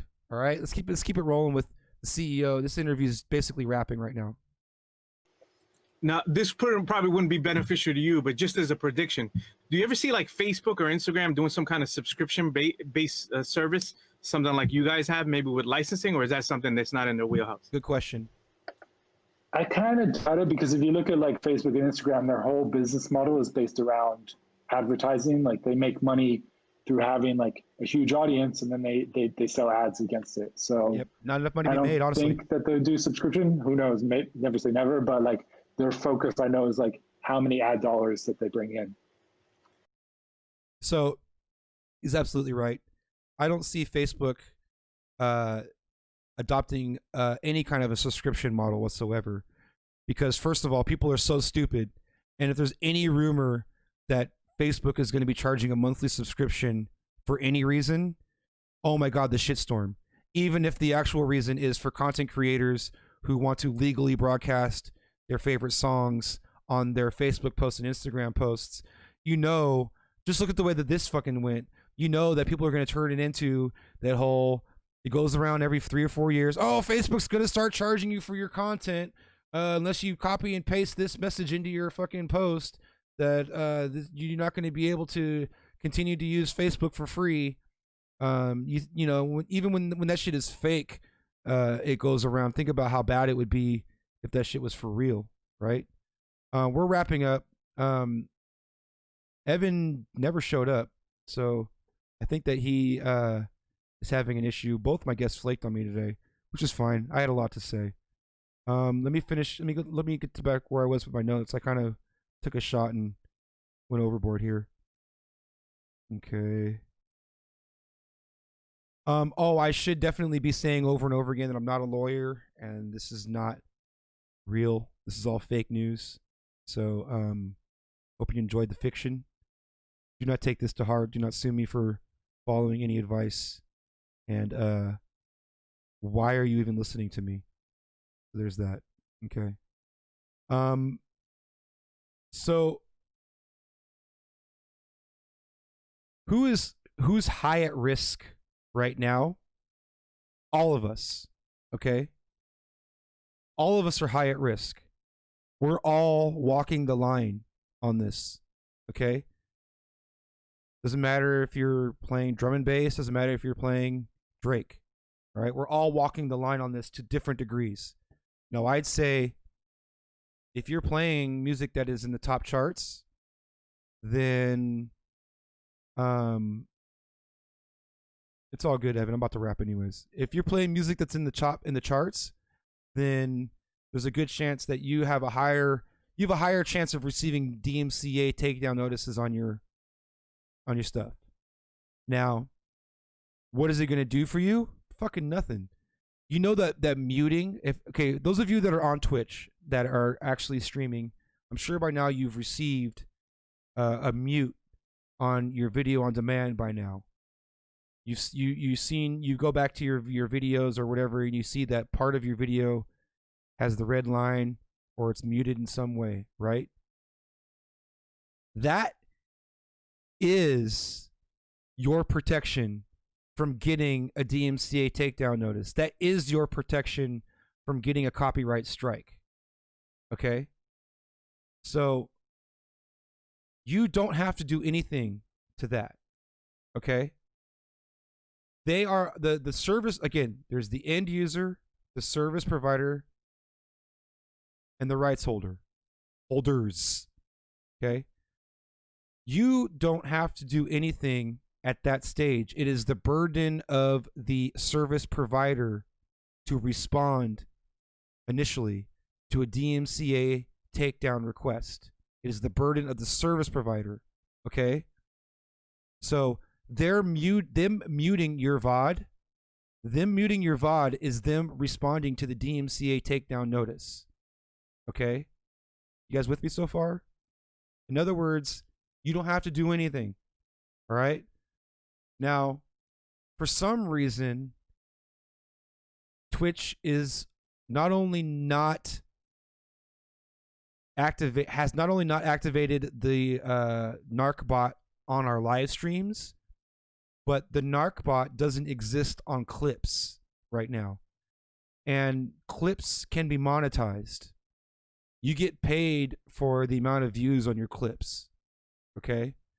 So, in my opinion, if you are in the category of, this is my opinion, if you are in the category of somebody who is at high risk of receiving a DMCA takedown notice, in other words, if your VODs have been muted in the past, it is probably a good idea for you to not have clips enabled. But if you are at high risk of receiving a DMCA takedown notice, in other words, if you've been muted, if your VODs have been muted in the past, it doesn't appear that Twitch is going to issue 3 strikes or any copyright strikes for VODs on Twitch that are on there for the period of time that it is on there for us, which for most of us is 14 days. In other words, I don't know if you guys know this, but your archives only stay up for 14 days. After 2 weeks, your archives are gone. So I hope you're saving your archives. If you're not, you just lost some memories if you've been going for longer than 2 weeks. So your archives delete on Twitch's interface after 2 weeks. And if you really love your VOD, then do what Gabe is saying. Right. Save them before they get muted. And then leave them up. And honestly, leave a muted VOD up there. It makes the person who's coming to check out your channel want to come see you live. It's kind of a FOMO incentive. The little parts that are muted, it's like, oh shit, it's muted. If I was only live, I would have seen it live. Oh, so like, fuck it. You know what I mean? Leave them up there for 2 weeks. If you're a partner, I believe it stays up for 60 days. Now, I don't know because I'm not a partner. I could be wrong. But if you're a Twitch partner, then you're probably making decent revenue off of this. And I think that your stance on DMCA should be a little bit different than somebody who's at an affiliate level. If you're a partner, you should take a real close look at the content you're providing and a real close look at how you can pivot that content in a way that never receives a DMCA takedown notice. If you're up to a partner status and you're receiving that level of revenue and that level of viewership, it's a good idea to be making your own music, playing your own music, and being 100% your own DMCA takedown. That's my opinion. If you're a partner, then you need the rights to all your music in some way or another. Because you're making enough revenue at partner to where you're going to be targeted for a mass takedown, especially if you're in the tens of thousands or maybe even hundreds of thousands of viewers a stream, then you're definitely liable for a mass takedown. And remember, it's all about the money. So the more money you're making, the more serious you should take this. If you're not making any money at this, then you shouldn't be fucking worried at all. Yo, what up, Abstract? Thanks for the raid. What's up, Raiders? Man, I can't start from the beginning. You guys missed. We're wrapping up, actually. Appreciate it, Abstract. We've been talking about the DMCA Doomsday on Twitch and what it means for DJs. So, yo, for those of you just tuning in, I'm not going to talk about this again, but I'll give you the TLDR. The TLDR for this when it comes to DJs. This is my opinion, and I've done my fucking research. I've been talking about this shit for hours. 2 hours and 11 minutes. The TLDR of this entire lecture was... Hi, Gabe. Thanks for that. TLDR was, if you're on Twitch, don't get all knee-jerky reacty about what's going on. This whole DMCA takedown notice. Do not hurry up and delete your Twitch and jump to Mixcloud or do anything like reactionary, especially if you've been spending your COVID building an audience here on Twitch because it's the only place that'll allow you to stream without muting you live. They know what the fuck they're doing, and they don't want you to go. Twitch wants your fucking money. They want DJ money. It's not because they love DJs, it's because they love money. And they're not trying to 3 strikes you're out DJs. In fact, this whole thing from the RIAA issuing these DMCA strikes or DMCA takedown notices, don't call them strikes, these DMCA takedown notices, this whole thing happened to not a single DJ. It happened to gamers. It happened to people playing Grand Theft Auto who listen to the radio station. It happened to people who do Dance Dance Revolution and Just Dance and have Katy Perry music playing while they're dancing. It didn't happen to a single fucking DJ. And another thing, if you're posting a screenshot of the new terms of service from Twitch, get the fuck out of here. That is not new. That has been the same terms of service since before this all happened. They are just posting it to remind you that what we're doing by the letter of the law, kind of fucking illegal, man. It's the fucking elephant in the room. But just because there's risk doesn't mean you can't associate risk management with your business. Understand the weight of the risk and understand the potential reward. Some of us are starting to see revenue from these Twitch channels that we've never seen before. Some of us are connecting with people from around the world that we never thought we would have before, right? Those are all rewards. What's the risk? Getting your stream muted? Right now, that's the only risk. There is no other risk until Twitch decides to either turn on the switch for live stream DMCA takedown notices, in other words, muting your stream while you're live, which has not happened, or Twitch decides to do something radical, like licensing music in a way that Mixcloud is doing it, or even better, for fucking everybody, Twitch buys Mixcloud, and it's fucking happily ever after for DJs, for Dance Dance Revolutioners, for fucking people who like to play fucking Drake songs in between their fucking Fortnite matches. Like, it's you guys gotta weigh out the risk versus reward in this if you're really looking at this the right way. So yo, that's the TLDR, and that's my summary for tonight. Appreciate you guys tuning in. This is the newest episode of DJ's Not DJing. It happens every Wednesday at 9:16 p.m. Pacific time. I like to consider it the black belt course for DJs. We've got plenty of this stream is all about, so you want to be a DJ? Well, we can show you how to be a DJ. Like, this is not that fucking show, all right? If you think that those shows are fucking corny, then this is your fucking show. So I'm going to, because God, dude, I mean, there are so many fucking corny DJs in this fucking world. If I wasn't a DJ, I would think that all DJs were fucking corny. I don't blame people for thinking that all DJs are fucking Pauly D. I don't fucking blame them for thinking all DJs are corny assholes like these fucking game show hosts that call themselves DJs. I don't blame people for that. I'm a fucking musician and a DJ, and I fucking love the art and I love the culture, and I still don't blame people for fucking thinking that. I get it. There's some cornballs in this fucking industry, and you guys know what I'm talking about. So, I digress. I'm going to go and look for a raid. Let's take a look here. But yo, yeah, seriously, if you're new to this channel, I suggest you follow. You don't have to subscribe. It'd be awesome if you did. And